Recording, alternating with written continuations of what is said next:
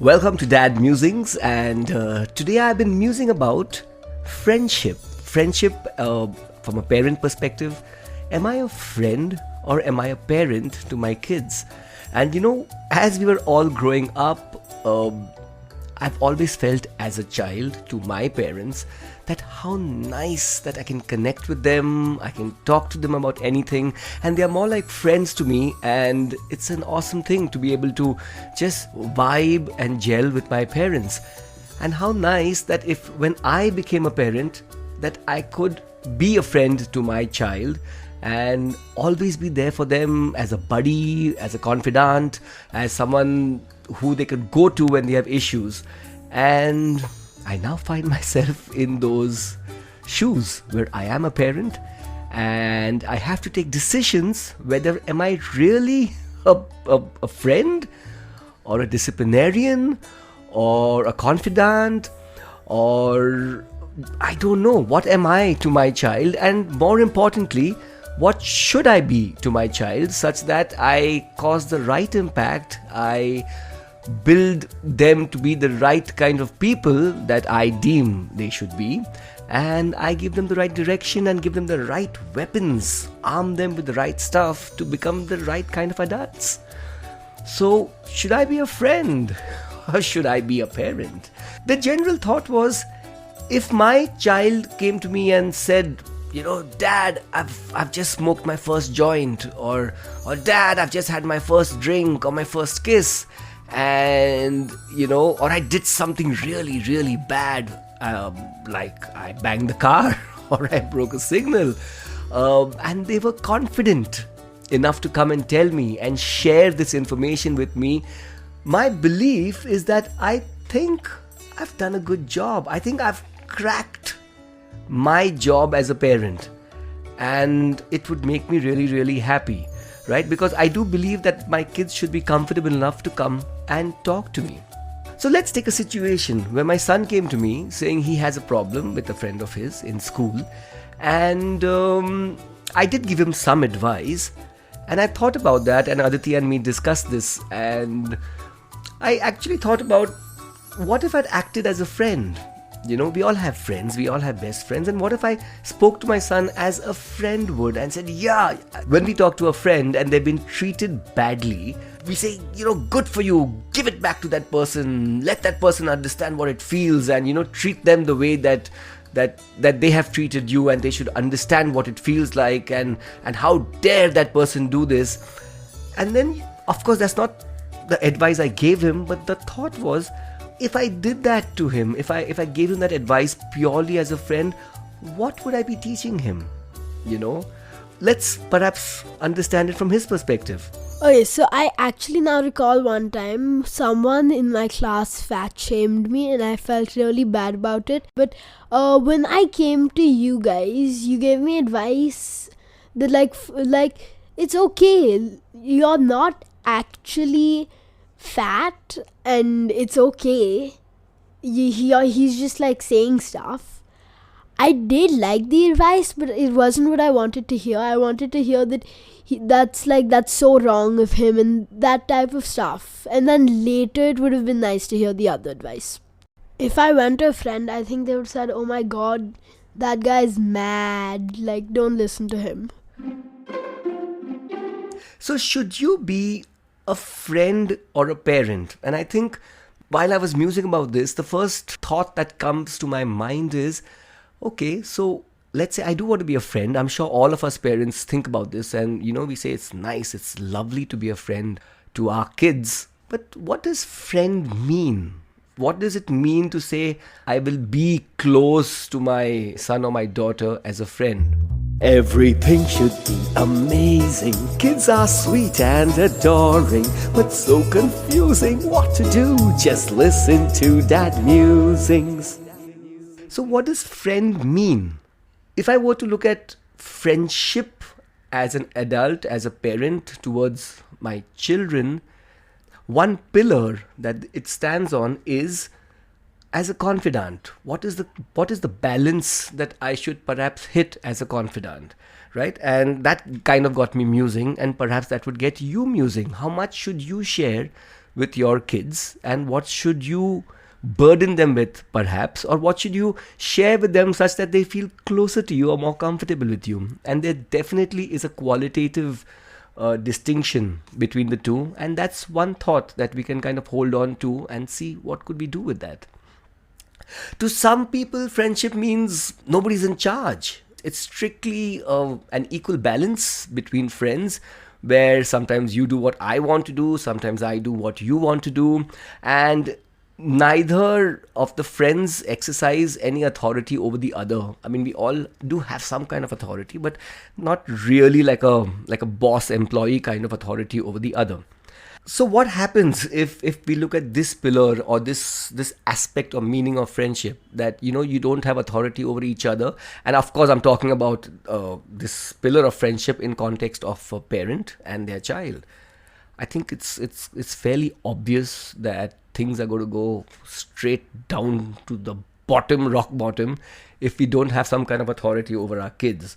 However, there have been times when, for example, my wife Aditi has been traveling, and other than their normal awesome protein filled healthy breakfast that the children can get, so I said, okay, dad's in charge, what would you guys like to have for breakfast? And they said Maggie, which is a noodle, not very healthy, not known for its health, in fact zero health. And this is how my daughter Mishka remembers this. Oh no. I appreciate having had Maggie that one time when mom was away, and like you were like my friend and you were giving us Maggie for breakfast. I think I appreciated it more because it was a one-off, and it was a change from like having omelette every day and omelette in the morning as breakfast. No, of course it's not healthy, and looking back, I would not have liked to have had it constantly. But at that point, I think I would have enjoyed having it every day. So that went well in the short term, but in the long term, perhaps not. Research says that kids do better when parents enforce certain direction on their behavior and the things that they should do. This discipline leads to self-control. And the more you are giving the discipline, the more they develop self-control, which is a great thing for the future.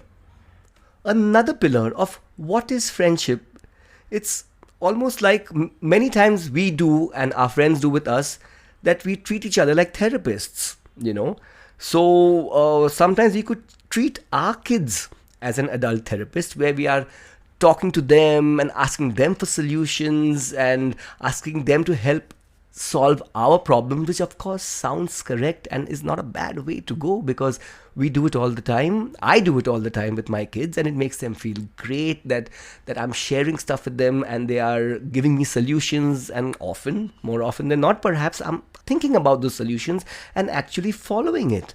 But how much of confession would I want to make to my kids? And again, kind of it's linked to a study which says that more detailed disclosures from moms were not linked with greater feelings of closeness in their daughter. So it's kind of important to understand that balance of, it's nice to allow my child to be my therapist, it's teaching them stuff in life. But am I actually causing them more harm than good? And this third pillar of the definition of friendship between me as a parent and my kids is another important balance to kind of keep in mind and figure out, I should be careful about how I kind of approach this aspect of friendship too. And then taking all these pillars of friendship, I kind of hit upon this model where we don't have to be friends like best buddies, right? But it's kind of the friendship that adults manage to have with authority figures like senior colleagues or your supervisors or mentors or, I don't know, community leaders or religious advisors. It's a beautiful relationship that you can have with a mentor or an advisor or a community leader, where both parties respect each other, they care about each other, they perhaps trust each other, have meaningful conversations, enjoy each other's company, and more often than not informal settings. But there are constraints. Like, The most obvious structure to this friendship is that there is a dominant party, and there are times when the dominant party must and normally would exercise their authority. And that authority comes in even better accepted because the, let's say, the subdominant person, maybe my child, who we have mutual respect amongst each other, takes that authority not as my forcing him to do something, but as, okay, I trust this person and this person is clamping down on me and telling me what to do and telling me what needs to be done. And I may not like it, but I'm going to do it, or I have to do it, but I'm not so angry about it because I trust this person. So, Dad, there have been times that I felt I've hated you, but it's only in the heat of the moment. Later, I realized that you had a reason. Like, for instance, I was on my phone a lot, I used to be. And then I forgot to take my medicine and I just went to the phone to start deleting stuff. And then you said that, then you started shouting at me and I started crying. And then you said, why are you crying? Is it because you're addicted, or is it because I forgot the other thing? But then later when I thought about it, I really did understand that I was addicted and you did have a reason, and it's just heat of the moment. Alright, so kind of those are my musings on friendship. Let's have a perspective and what I call the boss mode from my boss, my friend, my confidant. And let's see what Aditi says about this, my wife, and what her perspective is, because sometimes it does agree with mine, sometimes it doesn't, but let's see what she has to say about it. I think as they become teenagers and adolescents, they don't need so much of a friend. They need a parent. They need guidance. Somewhere they're trying to push their boundaries to see how much they can get away with. They're also they're exploring themselves. They're trying to find themselves, so to speak. So at that time, again, it's very, very important to be a parent. Where you are a friend is in understanding their point of view and not losing it completely as a parent, saying, this is how it was when we were children. The friendship part of it comes where you understand and remember your teenage days. And of course, it was very different in those days. It was many, many years ago, a generation ago. But they are going through the same thing. The cycle is the same. So being a friend comes very clearly in the understanding and empathizing part of it, rather than actually being a friend. I guess later in life, there comes a time when you do become friends and you could share, travel together, go out together as friends. But I think that's much later, probably when they stop being kids, when they are like 20s or so. So what could be the solutions? How do we finally approach the thought of being a friend or a parent, more of a parent or more of a friend with our kids? Well, I think the bottom line is being a parent is not easy. It's really hard to hear your child tell you, oh, you're the worst parent, or I hate you, and my friends give me far better advice than you do, and you don't understand me, and you never will. And of course, we never want to hear these words.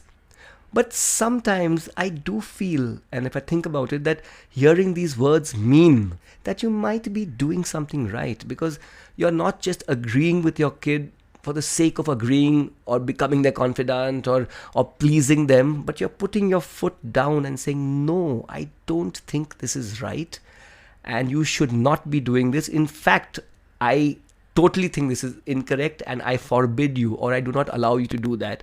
It gives your child a certain amount of discipline, a certain amount of respect for the fact that you're clamping down on them. And I know at a conscious level, it does not. They hate you. They absolutely abhor you at that moment.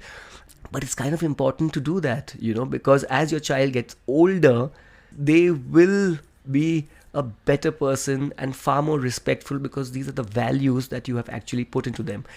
In fact, at one of the talks at my kids' school, they actually told us this, and it so resonated with me that your children don't need another friend in their life. They just don't. They have enough of friends, pulling them in one direction, pushing them in the other direction.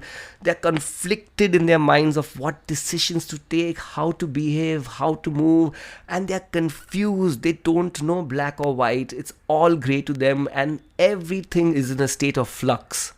You are the pillar of strength for them. You are the foundation of strength for them and the authoritative figure.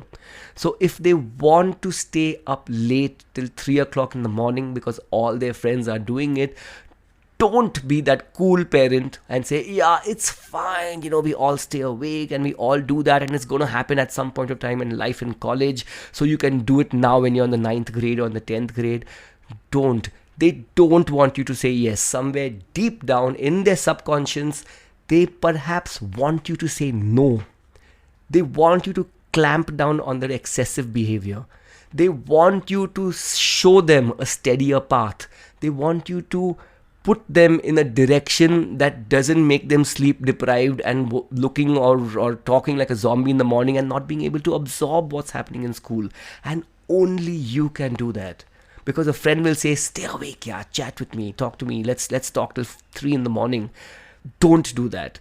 And this actually struck it resonated with me when I heard this in their school talk, because I said, yeah, and this is what brought about and is the crux of my musing, saying, I do want to be a friend. Who doesn't? Who doesn't want to be a friend with their kid? But draw the line between how much harm you're doing and how much good you're doing in that friendship. So, taking music while studying as an example, when I'm being given the advice, obviously I might not see the merit in what my parents are saying. And when I'm doing it at the time, I'm not doing it to distract myself or anything. I'm doing it because I genuinely believe it's helping, or I genuinely believe that it's okay and I am able to study. Which is why when the advice is given, I feel like it's just constant reminders and constantly nagging for no reason when I genuinely think I'm fine.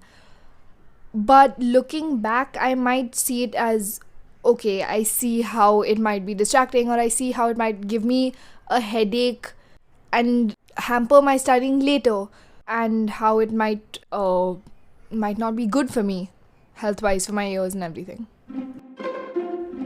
So if I had to put this into pointers, I think treat your kids as individuals with minds of their own. Talk to your kids about their thoughts, hopes, ideas, feelings. Share bits of your own mental life with them. The stuff you see as an adult, the situations you are in as an adult, but don't share the bits likely to distress your kids. Share the bits that help your kids see you as human beings. For example, I'm sorry, we can't go for this holiday to, Norway or wherever because we can't afford it. And that's real. And that treats them as an adult. And they think about it. And they say, oh, fair enough, there are issues. And somewhere down in their future life, they will understand that these were issues my parents faced too. It's okay to go through these issues. So if I were to strike a balance, I would treat them as someone that we can actually connect with, but I would kind of draw a very thin line of I don't want to share too much with them because they are not yet in the zone to understand that too much. Of course, there's warmth, there's trust, there's companionship, but there are limits. We must enforce these limits so that our kids don't worry about our personal problems. They have enough of problems to worry about in their lives. So to sum this up, I think parenting is not really about being your child's friend, but it's about preparing your child for the future, preparing your kids to be an adult, preparing your kids to be a more useful and respectable and a more thinking and a creative and a socially fit person in society. And all that you do is helping them get there and be that. So I'll end this musing with saying nobody says parenting is a simple job, and this is a topic that's really been on my mind for some time. Friend versus parent, and perhaps a good balance is what we all crave for. Perhaps a good balance is what we should all aim for, and keeping in mind that they are still kids and there are some things that they can handle and some things that they can't. Okay, then, if this helps you, do share this with other parents or people you think this might resonate with, and we'll see you soon for some more musings. Oh my god, what is happening? Our kids have got us balding. Are you in the dark? Need some light? Subscribe to Dad Musings.